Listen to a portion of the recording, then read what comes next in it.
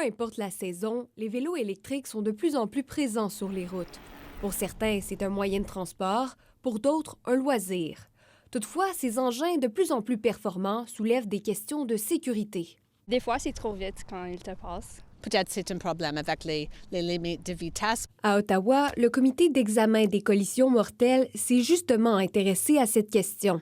Dans leur rapport rendu public cette semaine, le comité s'est intéressé à 5 décès dans la région de la capitale. D'abord, un constat important, difficile de définir ce qu'est vraiment un vélo électrique. C'est qu'il faut avoir des pédales, mais des pédales, on n'a pas besoin qu'ils fonctionnent. Ça doit être juste attaché.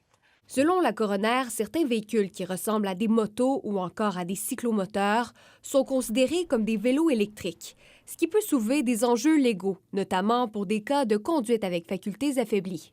La police peut arriver, peut vous charger criminellement parce que vous êtes sous l'influence de drogue ou de l'alcool.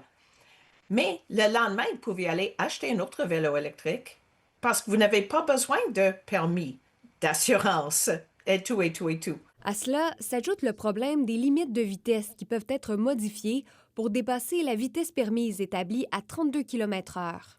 Avec un téléphone, avec un petit changement électrique, on peut augmenter les vitesses jusqu'à 100 km/h dans certaines instances. C'est un vélo qui va à 100 km/h. Il y a des freins de bicyclette. Bien que cette pratique soit découragée par plusieurs fabricants, rien ne l'interdit. Ces compagnies de vélos-là, comme Specialized, Trek, Giant, les grosses marques de bicyclettes, vont souvent avoir des motorisations de marques comme Bosch, Yamaha et Shimano. Ouvrir un moteur de ces marques-là va enlever complètement la garantie. Nous, on ne travaille plus dessus si le moteur a été modifié. Dans le but de rendre la pratique du vélo électrique plus sécuritaire, le comité a émis des recommandations qui s'adressent notamment aux municipalités.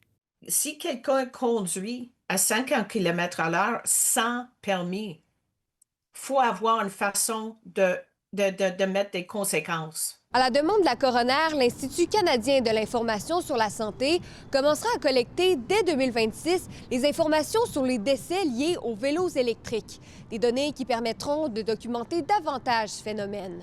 Ici Charlotte Tremblay, Radio-Canada, Ottawa.